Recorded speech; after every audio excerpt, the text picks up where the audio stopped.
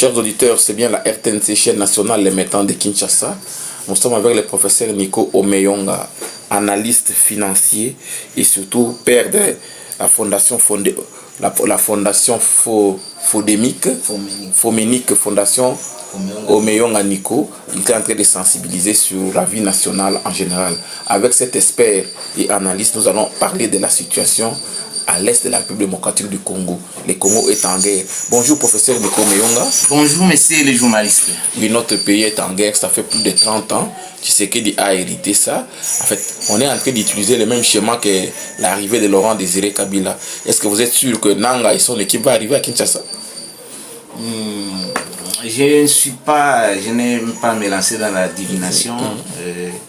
Et ce ne serait même pas un vœu pour que ces messieurs, ces agresseurs qui arrivent ici à Kinshasa, parce que leur agenda n'est pas si différent, comme vous l'avez dit, de Laurent Désiré Kabila. Et c'est vrai, on présente certains de nos frères égarés comme ceux qui pilotent ces mouvements, mais en réalité, nous savons qui est derrière ces frères.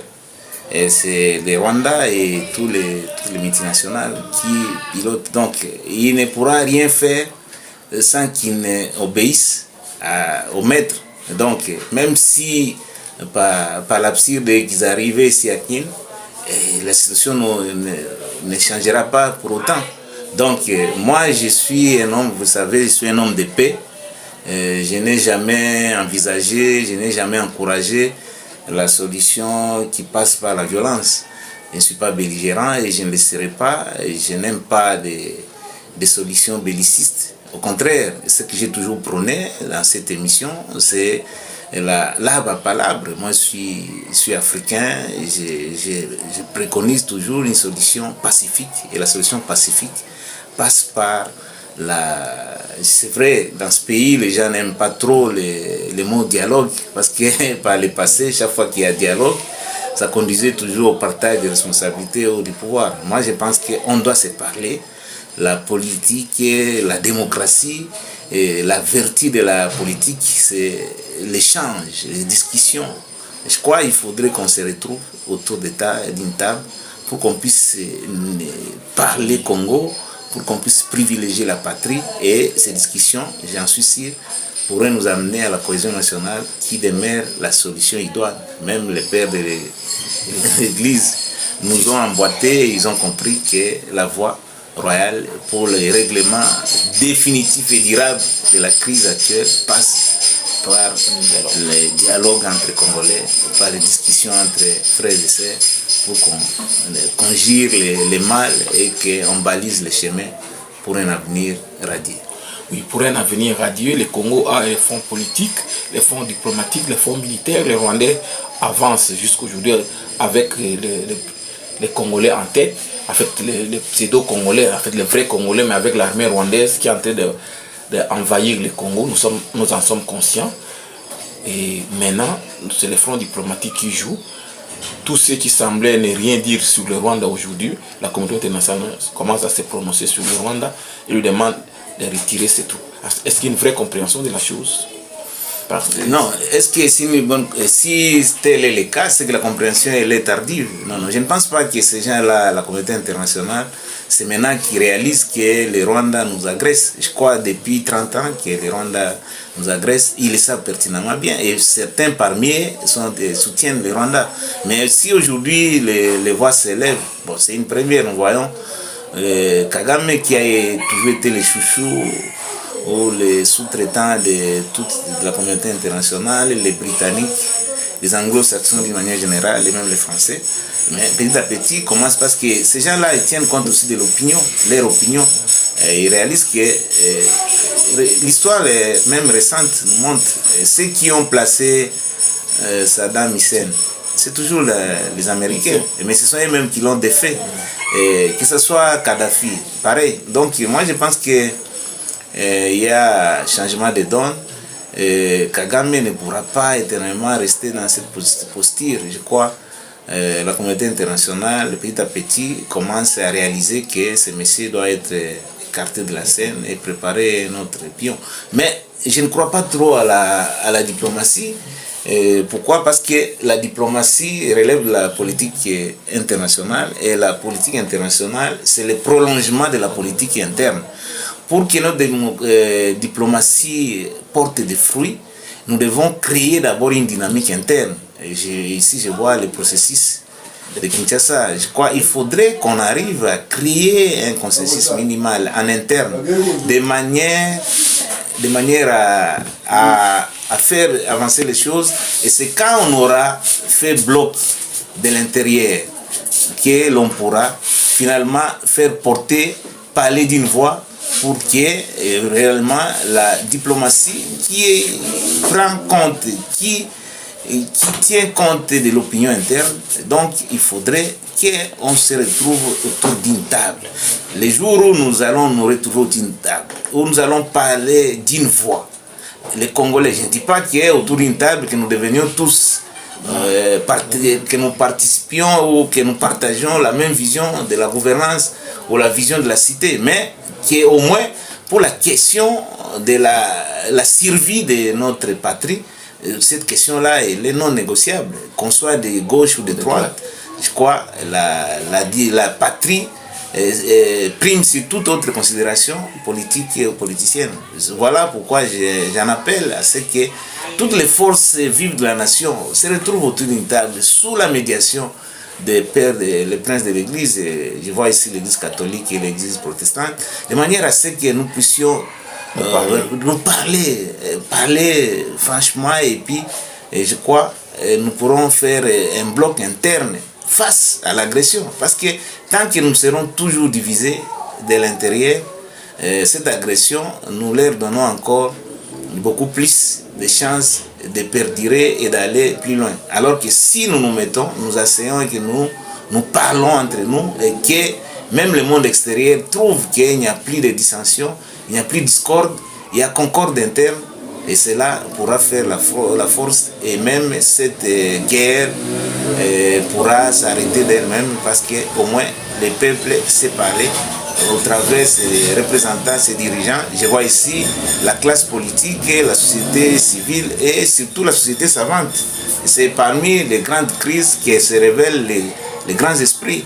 Et les grands esprits, ici je vois la société savante, c'est-à-dire la société qui appartient la société au savoir. Je crois qu'il est temps, je crois pour le moment, que nous puissions taire nos égos, puissions taire nos considérations politiciennes, que nous voyons, que nous parlons Congo et que nous réalisons que le Congo est plus important que tout. Parce que quand le Congo disparaît, aucune position ne pourra subsister. Quand on est président de la République, on est ministre, on est premier ministre, on est politique, on est résistant, c'est parce que le Congo est là. Mais le jour où le Congo va disparaître, il n'y aura plus question de parler de tous ces positionnements. Donc, taisons nos positions, taisons, faire valoir ce qui nous unit que ce qui nous divise. Donc d'abord le Congo et le Congo d'abord. Donc même cette diplomatie, quand la ministre va à l'ONU, il parle, le Rwanda, tout le monde s'explique. Finalement, on adopte une résolution condamnant le Rwanda et lui demandant de se retirer. Vous dites, ça serait encore mieux si nous étions tous unis, sans opposition par rapport au Congo, par rapport au destin du Congo à sauver. Mais quand même, il faut féliciter cette dame qui a fait qu'au niveau de l'ONU, on adopte une résolution contre le Rwanda. Oui, je vais bien. La résolution a des sens et des sens que si elle est réellement mise en œuvre. Il y a eu plusieurs résolutions qui ont eu lieu à travers le monde, et à travers les grandes tribunes comme celle de l'ONU et le Conseil d'État. Mais le problème, ce n'est pas prendre une résolution est une chose, la mettre en application en est une autre. Moi, je préfère me comporter comme Saint Thomas. Je vais vraiment applaudir de deux mains cette résolution, le jour où elle sera réellement mise en œuvre et qu'on verra réellement que les troupes rwandaises se retirent sans condition de notre territoire et que la paix règne. Donc voilà pourquoi j'ai dit, c'est bien beau, c'est quand même quelque chose. Aujourd'hui, aucun État ne peut vivre en autarcie. Nous sommes la communauté des nations, mais dans cette communauté, souvent, les décisions s'appliquent de manière à géométrie variable. Une résolution peut être prise et peut s'appliquer pour un État, mais pas pour l'autre. Donc tout dépend de la force de la diplomatie. Or, la force de la diplomatie dépend surtout et aussi de la force interne. C'est la dynamique interne qui est le lubrifiant de la diplomatie. Donc, vous parlez de la cohésion, vous parlez de la rencontre de la palabre africaine. Les églises se sont imbriquées. Est-ce que vous pensez qu'il faut que les églises nous amènent à la paix? Est-ce qu'elles ont déjà créé la paix? Non, parce que c'est la mission même apostolique de l'Église, c'est de ramener la paix.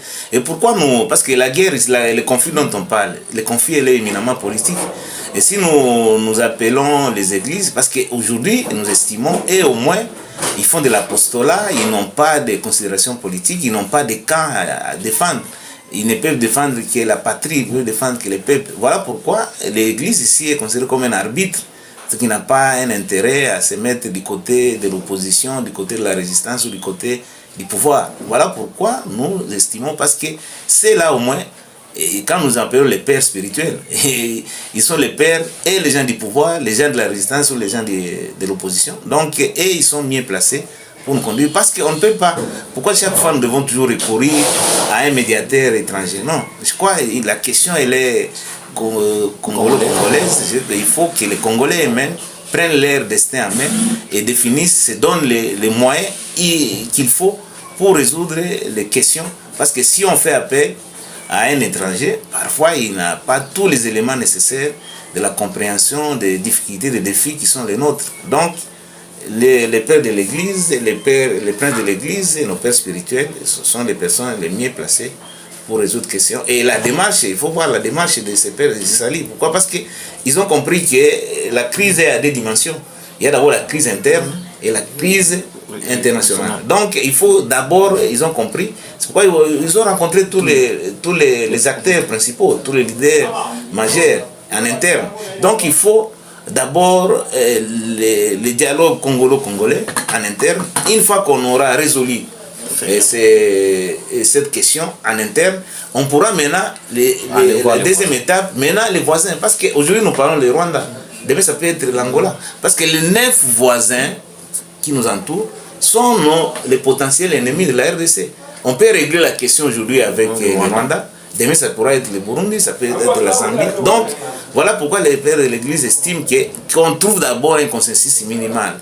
Même minimal, mais mon souhait est que ce soit un consensus optimal en interne, et ainsi, d'une voix, on peut maintenant dialoguer, parce qu'on ne va pas déplacer le Rwanda, ils seront éternellement nos voisins. On ne peut pas déplacer l'Ouganda, on ne peut pas déplacer tous ces 9 voisins. Il faut que nous ayons vraiment une solution globale pour tous les pays frontaliers de la RDC, et pour que la solution, parce que la solution pacifique, c'est une solution durable. Alors que la solution, pas les armes, ce sont des solutions précaires. Et nous avons vu, vous avez parlé de Laurent Désiré Kabila de Rez Mémoire. Et il a parcouru le pays de l'Est à l'Ouest. Mais cela n'a pas pour autant résolu la question des crises de légitimité. Parce que la question qui oppose les uns et les autres, c'est autour de la légitimité des institutions, mais aussi de la crédibilité des acteurs qui animent ces institutions. Donc, moi je pense, faisons ça, suivons la voie, la démarche des pères, de nos pères spirituels. Comme ça, je crois, et ils ont de la sagesse et de l'intelligence pour nous conduire, pour mener cette médiation de manière à ce que finalement, on en a trop. Et plus de 10 millions de morts, c'est un peu trop. On ne peut pas continuer à canarder, à tuer nos frères, à les faire déplacer et tout ça.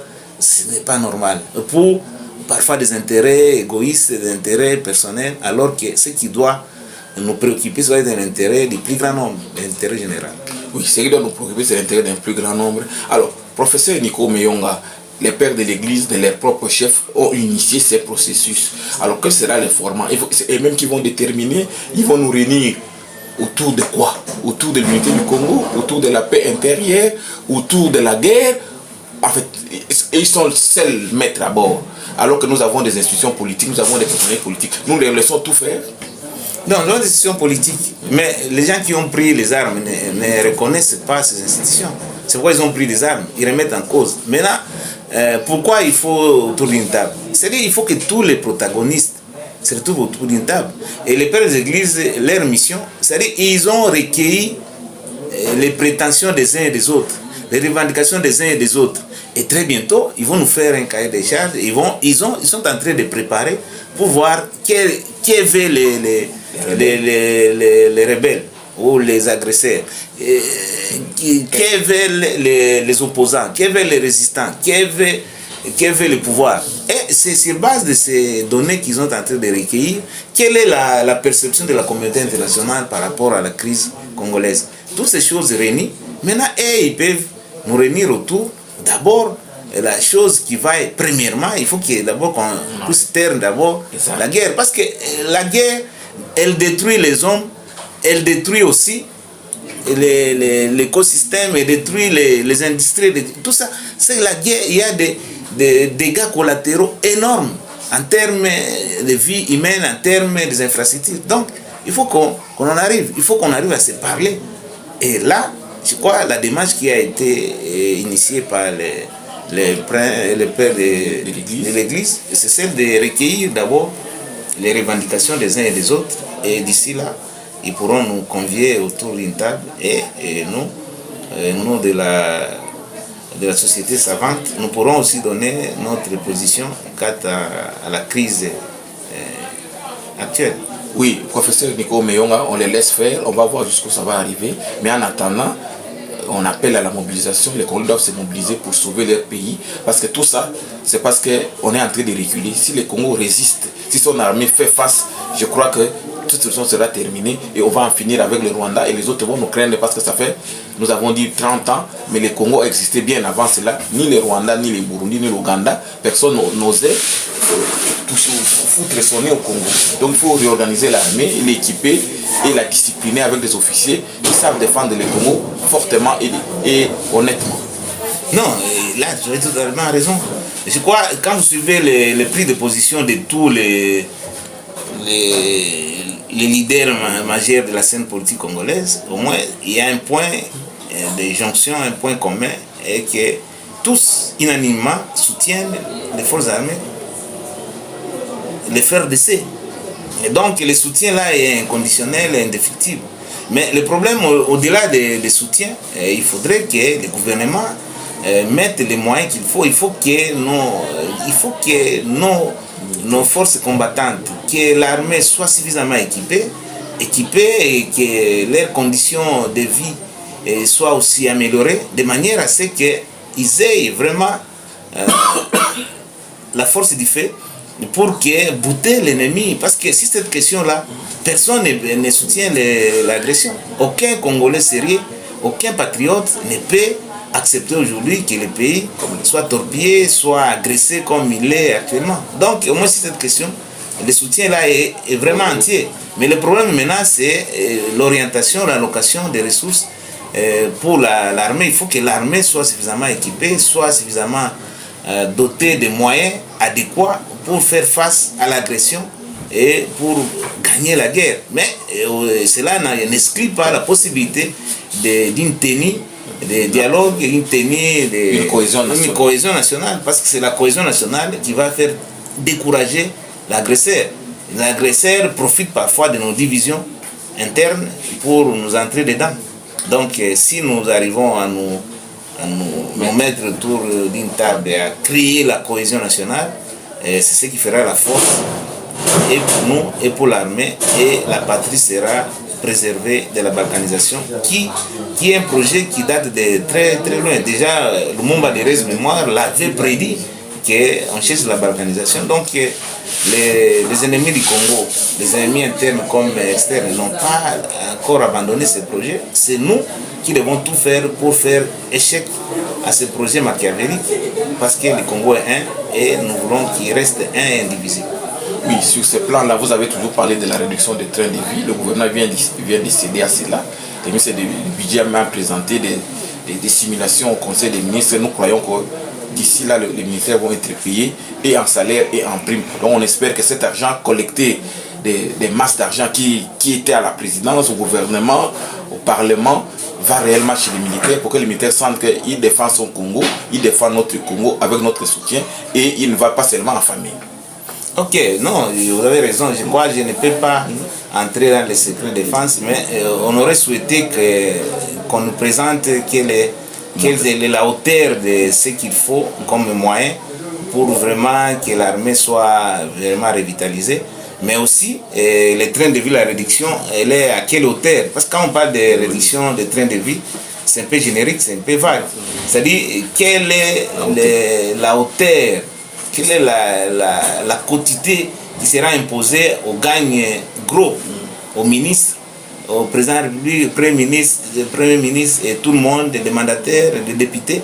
Et la coupe sera faite de quelle manière et quelle est la hauteur? Parce que quelqu'un peut avoir, comme les députés, ils ont 21 000 $.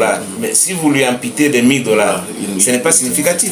Donc il faudrait que, sur ce point-là, que les ministres en charge de cette question nous disent clairement si on procédait à la réduction des trains de vie à telle quantité, à tel pourcentage, voilà ce que ça va dégager comme crédit qui nous permettra encore d'augmenter la quantité allouée à la défense. Ça, ce serait beaucoup plus rationnel pour les Cadiques, mais que de rester à faire des discours, à faire des déclarations qui, visiblement, on n'a pas tous les moyens nécessaires pour vérifier comment cette réduction des trains de vie a été faite. Mais aussi un élément, un indicateur ultimement vérifiable, c'est par exemple passer directement à ce gouvernement-là, éléphantesque, a montré ses limites.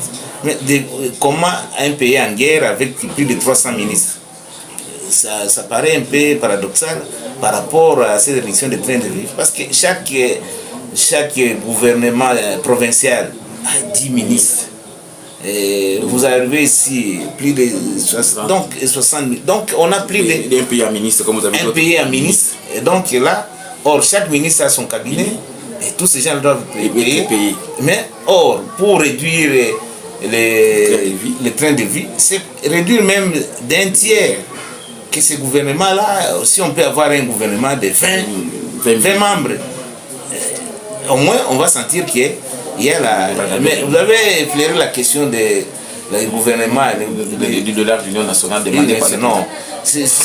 Là c'est mettre les charrues avant les bœufs. Oui. Moi je pense que pour qu'on arrive à un gouvernement, si tenté qu'il y aurait un gouvernement d'union nationale, je ne m'inscris pas dans ce registre, mais si la communauté, les microcosmes politiques, la classe politique décide d'en arriver à ce point, mais ça doit commencer d'abord par la cohésion nationale. Et pour qu'il y ait cohésion nationale, il faut d'abord qu'on se parle entre nous. C'est quand on va se parler et quand on aura vraiment cimenté cette cohésion nationale et qu'on estime que pour vraiment matérialiser la cohésion nationale, nous voulons un gouvernement d'union nationale, là ça aura un sens. Mais pendant qu'on se tire d'ici, pendant que, vous voyez même la réaction de tous les acteurs de l'opposition, en premier desquels Martin Fayulu, il a rejeté l'offre. Il dit que non, il n'est pas question, non, on ne se bat pas pour venir participer à un gouvernement d'union nationale. Pourquoi faire? Je crois que le problème, c'est d'abord qu'on se parle, qu'on résolve. Est-ce que vous croyez le fait d'entrer au gouvernement qu'on aura résolu la question de guerre ou la question? Non, je crois qu'il faut qu'on se parle, il faut créer d'abord la cohésion. Et puis, le gouvernement d'union nationale n'est qu'une conséquence. Tant qu'on n'aura pas résolu la cause de ce qui nous oppose, on peut se mettre dans un gouvernement et se regarder en chien de faïence et le résultat ne sera pas au rendez-vous.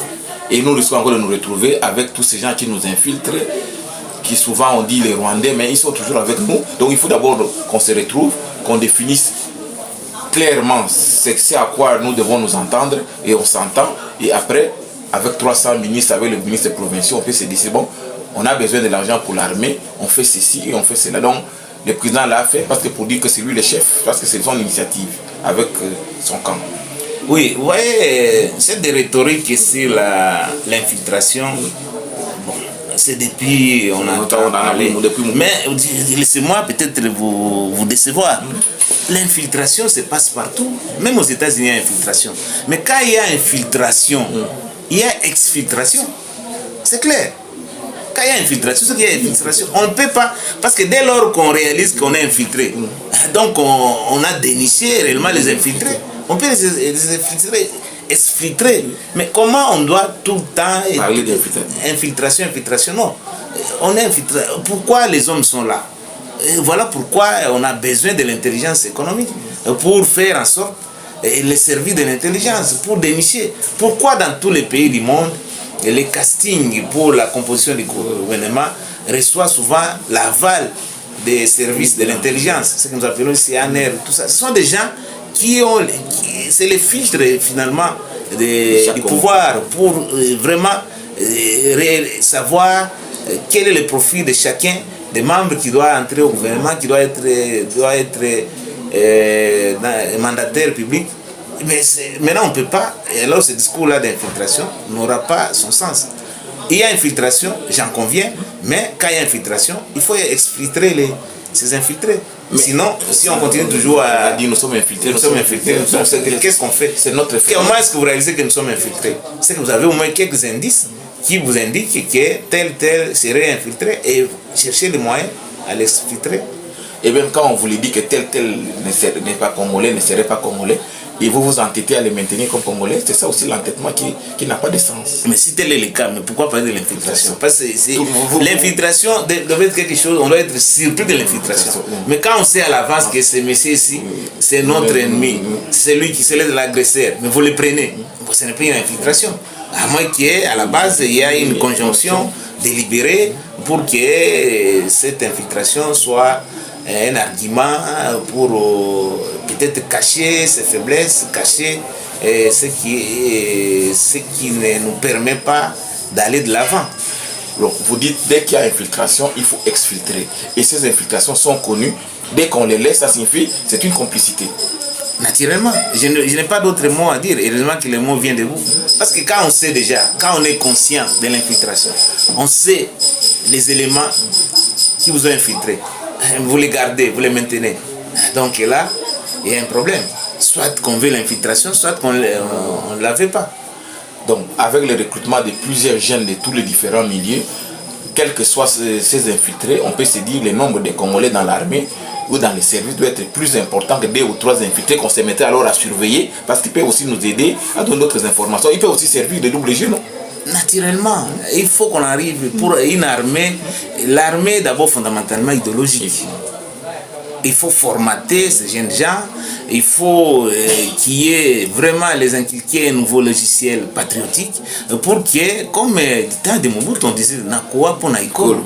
C'est-à-dire un militaire, c'est-à-dire quelqu'un qui est sous les drapeaux, c'est-à-dire il est prêt à mourir, comme les font vaillamment nos braves militaires qui, en dépit de tout ce qu'on peut dire, mais ces militaires-là, ils se maintiennent et ils cherchent par les voies et moyens pour repousser l'ennemi en dehors du territoire et vraiment au besoin le poursuivre dans ces derniers retranchements pour que véritablement nous recouvrons enfin toute l'intégrité du territoire qui doit être quelque chose qui doit être élevé de tous les Congolais, quelque bord qui soit. Oui, professeur Omeyonga, à part l'exploitation minière dont le Rwanda peut se vanter aujourd'hui, mais le Rwanda aussi contrôle nos richesses, nos recettes en tant que recettes de la DGI, parce qu'il a pris le poste frontalier. Donc le Congo continue à perdre ses recettes sur le plan des minéraux, mais aussi sur le plan de la DGI en tant que recette des impôts. Naturellement. Quand un pays comme une bonne partie du territoire est amputé de la gouvernance nationale, donc tous ces territoires-là occupés, pas seulement la frontière, parce que la frontière c'est la DGDA, mais la DGI en interne, tous les impôts à l'intérieur, tous les impôts internes sont aujourd'hui échappent à l'État. Et tous les droits d'entrée, la douane échappe à l'État. Donc cela peut avoir un impact négatif dans la mobilisation des recettes parce qu'une bonne partie du territoire national est pris par les agresseurs et donc ces agresseurs-là ne vont pas collecter pour nous, ils vont collecter pour eux-mêmes et donc il y a un manque à gagner énorme et voilà la raison pour laquelle il faut que la guerre cesse pour que les finances publiques n'en pâtissent pas comme le cas parce que tout ce qu'on devrait gagner de ce côté-là sont entre les mains des agresseurs qui se servent de nos propres moyens pour acheter encore les armes pour tuer encore nos frères et sœurs à l'intérieur du pays. Donc le Congo est en train de perdre, nous devons vite nous ressouder et nous remobiliser pour reconquérir notre pays. Et ça passe par les veilles patriotiques, passe par la conscience. Il faut que nos dirigeants soient suffisamment conscients, comme le sont les peuples. Ni t'était les veilles patriotiques, ni t'était la conscience élevée du peuple congolais, ce pays aurait été déjà balkanisé depuis. Mais j'ai comme l'impression le peuple est beaucoup plus éveillé que les dirigeants. Or, ça devrait être le contraire. Moi, j'interpelle, j'exhorte les dirigeants à vraiment au sursaut patriotique, à l'éveil de la conscience pour comprendre que ce pays, il n'y a pas quelque chose de plus précieux que ce pays. Donc, avant toute chose, pensons Congo, réfléchissons Congo et faisons tout en faveur du Congo. Donc, les Congolais de partout dans le monde entier, ils sont contre la guerre, ils ne veulent pas du Rwanda. En fait, vous croyez que le Rwanda là, doit continuer à nous mener et on doit continuer à citer le Rwanda jusqu'à quand? Il faut que les Congolais se sentent aussi quelquefois, je vais dire, qui se disent, mais ce petit Rwanda, jusqu'à quand il doit continuer à malmener les grands Congos? Nous devons nous indigner. Oui. Parce que ce n'est pas normal. Parce que quand vous parlez du Rwanda, le Rwanda c'est 80 fois plus petite que le Congo en termes de Rwanda. La population rwandaise est moins significative que la population quinoise. Donc, en termes de ressources humaines, ressources financières, logistiques, Rwanda, donc cette guerre-là, parfois ça étonne plus de... Et pourquoi? C'est parce qu'en interne, nous sommes divisés. Si nous ressoudons, si nous colmatons les brèches, si nous considérons que non, nous devons l'orgueil. Parce que l'orgueil, c'est avant tout une qualité avant d'être un défaut. Si nous sublimons notre mythe par rapport à l'ambition de grandeur, on peut se dire non. Il est temps. Tous les pionniers de l'indépendance, au premier desquels Lumumba, nous a exhortés, nous a incités à l'ambition de grandeur. Nous devons être conscients des rôles que nous devons jouer en Afrique. Et donc, si l'Afrique traîne à décoller, c'est à cause de la RDC. Donc, nous devons nous dire que nous sommes les leaders, nous sommes la locomotive et nous devons cesser d'être les derniers wagons du train. Nous devons prendre nos consciences de notre destin, du rôle que nous devons, les rôles que les Congolais jouent. Les rôles que le Congo joue, et n'est pas un rôle seulement congolais, c'est un destin africain. Tous les Africains nous regardent, tous les Africains nous attendent pour que les choses aillent de l'avant. Et ils s'étonnent aussi que nous continuons à dire le Rwanda, alors qu'ils savent que c'est ridicule. C'est ridicule. En fait. C'est ridicule. Le petit Rwanda ne peut rien. D'ailleurs, si nous prenons conscience, si on se met autour d'une table, nous recréons cette unité qui nous a toujours caractérisé. C'est parmi, c'est pas pour faire un clin d'œil au régime que j'ai combattu, le régime de Maréchal Mobutu, mais moi. Mais au moins, parmi les acquis du moboutisme, nous avons l'unité nationale. Donc, retrouvons-nous pour que, au moins, quelque chose qu'on ne sait pas se partager, c'est le Congo. Au moins, ça, on peut préciser. Partagez-vous le pouvoir comme vous en avez l'habitude, mais préservons le Congo qui est un bien précieux, qui est le bijou de la famille congolaise. Donc ce bijou-là doit être préservé par tous, qu'on soit du pouvoir, de l'opposition, de la résistance. Ces bijoux-là doivent être quelque chose de précieux et quelque chose à préserver à tout prix et que chacun des Congolais doit être prêt à mourir.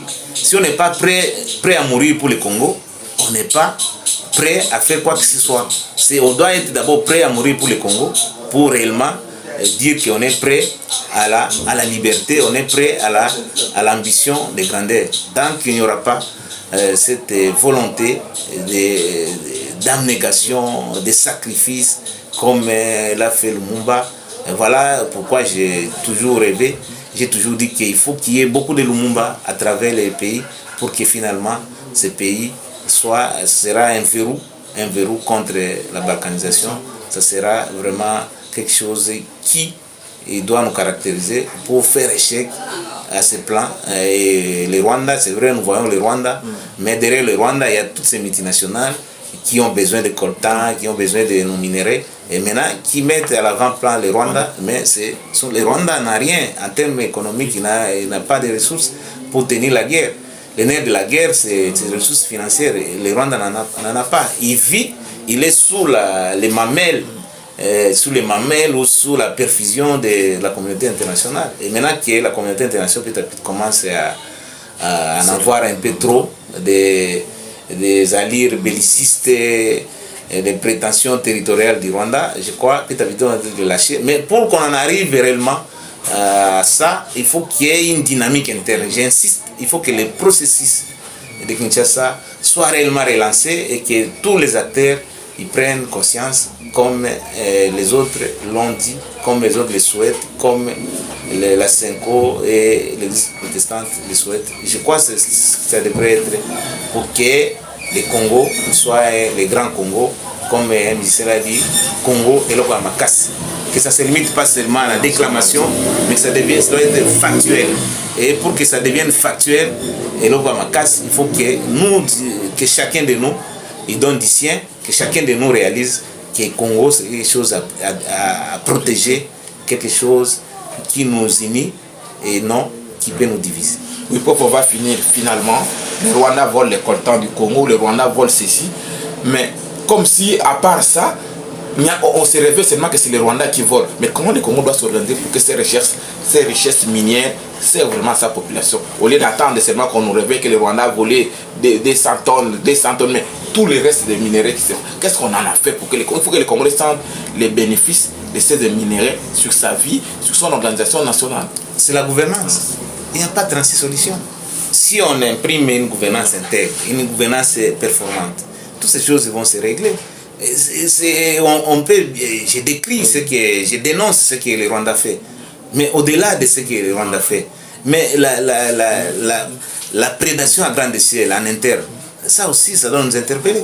Nous sommes l'un des rares pays où le détournement de 10 millions, de 20 millions de dollars devient un fait divers, alors que ça devait nous interpeller, ça devait nous indigner.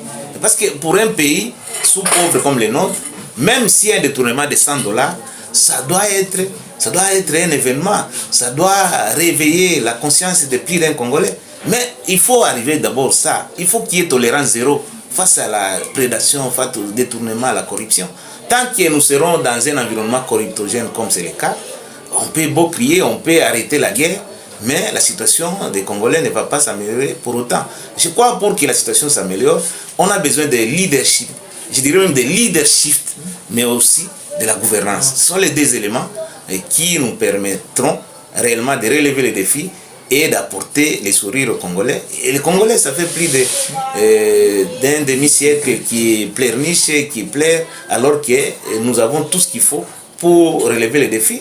Les Rwandais, l'Éthiopie, vous vous rappelez l'Éthiopie, il y a 30 ans, l'Éthiopie, qu'est-ce qu'elle représentait? L'Éthiopie, et même, we are the all. Les Américains, les musiciens américains se sont réunis pour faire cette chanson afin d'apporter les revenus de cette chanson, apporter de la nourriture aux enfants éthiopiens. Mais aujourd'hui, l'Éthiopie, en dépit de quelques guerres récurrentes, l'Éthiopie aujourd'hui, c'est la Chine d'Afrique. Quand on parle de la flotte aérienne, c'est d'abord éthiopienne. Donc voilà, donc il y a des richesses qui donnent. L'Éthiopie n'a pas autant de minéraux que nous, n'a pas autant. Mais si on imprime un leadership, on imprime la gouvernance, je pense que le capital humain, au risque de me répéter, c'est le capital le plus important. Tant qu'on n'aura pas guéri l'homme, tant qu'on n'aura pas un capital humain de qualité, et tout ce qui pourra survenir, c'est les gâchis, c'est la faillite. Heureusement, les droits publics n'ont pas prévu les circonstances dans lesquelles où on peut déclarer la faillite d'un État, sinon on serait en arrivé à ce point. Heureusement. Merci beaucoup, professeur Omeyonga. Vous êtes un analyste indépendant, vous êtes un économiste, vous avez analysé avec la situation de la guerre à l'Est et surtout l'effort de mobilisation interne pour que nous puissions mettre fin à cette guerre. Je corrige tout de suite, oui. Pas la guerre à l'Est, c'est vous, des médias qui nous mettez... Non, il faut corriger vite, il faut le dire haut et fort. La guerre dans les pays. La guerre n'est pas seulement une partie du pays. Quand une partie du pays est en guerre, c'est tout le pays qui est en guerre. Ce n'est pas la guerre à l'Est ou la guerre dans les pays, comme disent les autres. la guerre en RDC. En RDC. C'est tout la RDC qui est en guerre. Merci beaucoup, professeur Omeyonga, pour avoir parlé de la guerre en RDC. Et nous devons en prendre conscience parce que nous devons aussi avoir de l'honneur et, comme vous avez dit, de l'orgueil et de la fierté d'être Congolais, un grand pays, pour ne pas être malmené par des petits moustiques et des petites abeilles. Cela est vrai, mais c'est pourquoi je vous exhorte, vous les médias, surtout des médias publics, parce que la RTNC, on ne le dira pas assez, c'est une propriété collective de tous les Congolais. Donc il faut, c'est vrai, tout en respectant la ligne éditoriale, tout en respectant la déontologie, faites passer tous les courants de pensée, tous les acteurs de la société civile, et les acteurs politiques, de l'opposition à la résistance comme du pouvoir, de manière à ce que c'est dans la contradiction. Moi je suis un dialecticien constructif, parce que tant qu'il n'y aura pas la dialectique, tant qu'il n'y aura pas la contradiction, quelque chose de chrétien ne pourra pas survenir. On a que faire avec tous ces griots, tous ces tambourinaires qui, à longueur de journée, se mettent à censer les princes pour tirer les dividendes personnels. On a assez de dividendes personnels, on a besoin que la richesse du pays, que tout ce que nous produisons revienne à tous les Congolais, en commençant par le président de la République jusqu'au dernier des Congolais, parce que ce pays-ci, c'est un pays qui appartient à tout le monde. Et comme nous croyons à l'état des droits, c'est l'état qui permet à ce que nous tous, nous soyons sous l'autorité de la loi. Du sommet à la base, que nous soyons sous l'autorité de la loi. Ainsi, nous pourrons réellement avoir un état de droit, sinon, ça serait de la fiction. Merci beaucoup, professeur Nico Omeyonga, pour ces quelques temps passés pour la République. Merci, c'est moi qui vous remercie encore davantage. On est là pour la cause noble, on est là pour servir la République. Merci beaucoup, professeur. Merci.